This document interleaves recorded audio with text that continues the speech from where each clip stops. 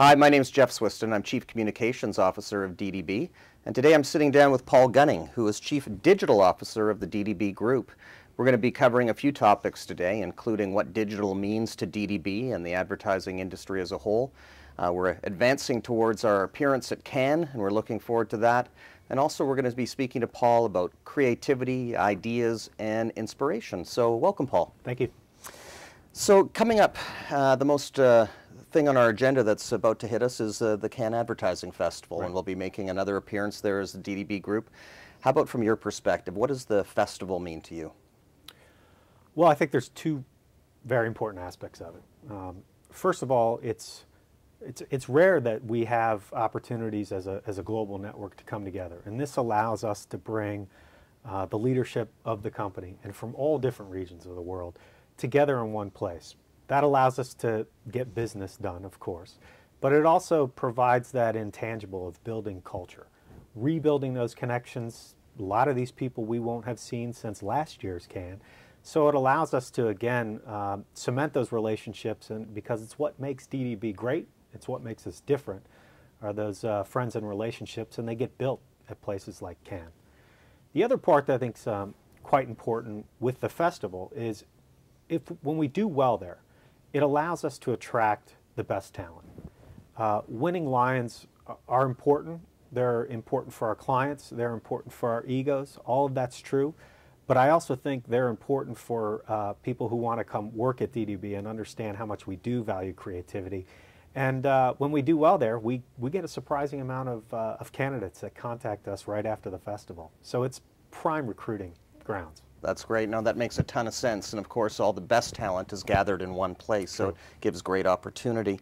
Now, you've attended Cannes for a number of years, and you've seen how the festival has sort of evolved, what's become more important, what's less emphasized. From your point of view, what have the changes been at the festival? Well, the festival itself has changed in terms of adding categories that I think are important, that it itself recognizes how much communications are changing, and they're not afraid to change categories. And you see not only the invention of things like titanium, but you also see advertising agencies and digital agencies entering into PR categories and media categories. So I think it's a great reflection that the industry is seeking creativity from all different levels. In terms of surrounding the festival, it sounds odd because there's a lot more work getting done. And what I mean when I say it sounds odd is because it's actually a lot more fun. It's more time with clients. It's getting business done. It's moving projects forward. It's meeting new prospects. And several years ago, it was a little looser on the party scene. And while that was fun, I just prefer the amount of actual work. We're away from our families, and so it's nice to actually move the company forward in just a one-week period of time. Right. The festival has always been about a celebration of ideas and creativity. Over this 7-odd years that you've been going, have you noticed any sort of changes in the campaigns that are being honored and the trends in creativity and idea generation? Yeah, well, I'll give it to you in two areas, again, inside the festival and then outside. Inside the festival, we're seeing a celebration of creativity on different scale.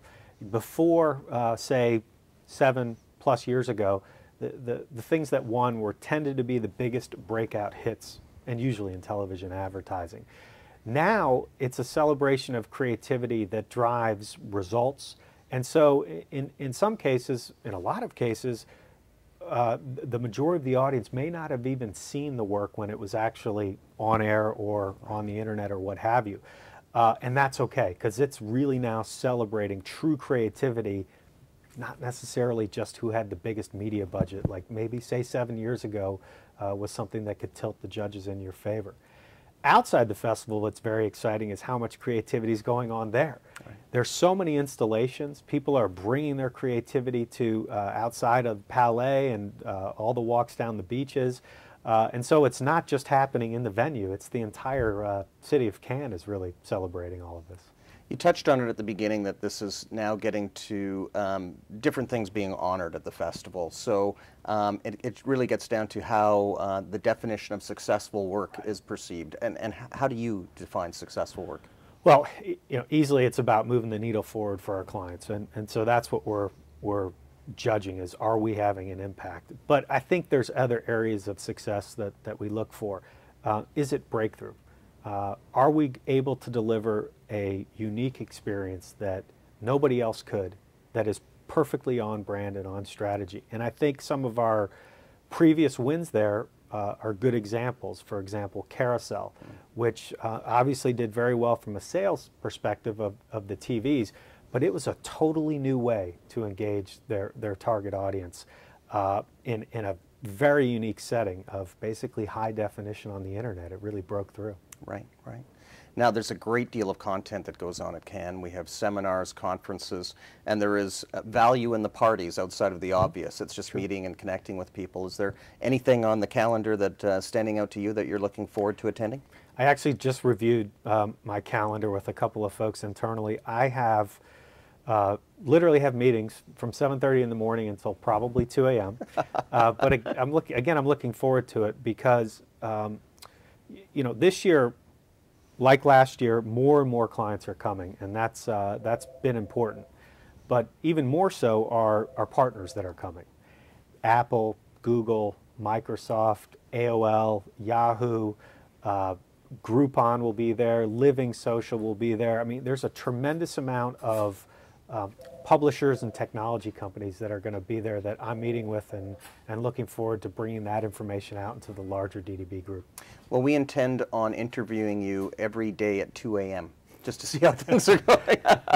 I will give one-word answers. Yeah, that's right, monosyllable answers.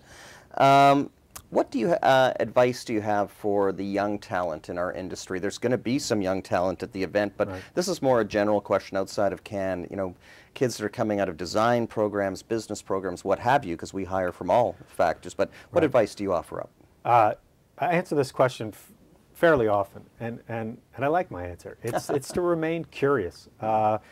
They go to ad school, they learn about copy, they learn about art direction, but the fact is that this world is changing so fast, literally on a quarterly basis, and if they're not curious about how are these new daily sites working, how is the new search engine that Bing and or Microsoft and Yahoo are coming together on, how does that work and how is that going to influence my product?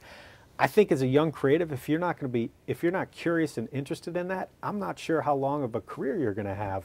But I think if you have that natural curiosity, you're going to deliver some ideas that, well, of course, and hopefully, most of us have never thought of. That's right, right. It's all about something new, and you were saying about breakthrough before. What personally, I know you've mentioned it a couple of times about making new connections and things like that, but if at the end of Cannes you were to raise 1 to 3 points on what you hope to get out of it, what would those hopes be? I hope to meet some new people that might fit with our organization. So that means we're not getting together then in Cannes, you and I hope to meet a couple of prospects. Mm-hmm. That was probably first on the list. I'd like to meet some new business prospects. It's a great place and a good setting to do that. And I hope the industry as a whole comes out of it, like last year, having moved another step forward. I like that we're celebrating all these different categories. I like that we're celebrating sales results. I hope that's the case this time as well, because I think it does great things for our industry. That's great.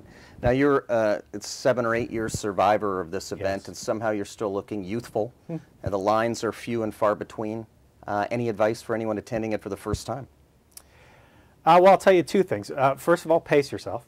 It is a long day and a long night, and it's not just one. So it's usually a few nights in a row, several. So you really do have to pace yourself. And unfortunately, I'm a father, so I have to say it: behave yourself. It's work. It's a lot of fun. It's a very relaxed environment, but it is a work environment, and you probably shouldn't do anything you wouldn't do if your mom were there. Well, that might knock me out of a few activities then, I think. But anyway, Paul, thank you very much for joining us as we take a trip to Cannes, and we're going to be back with a lot more content. Thanks very much.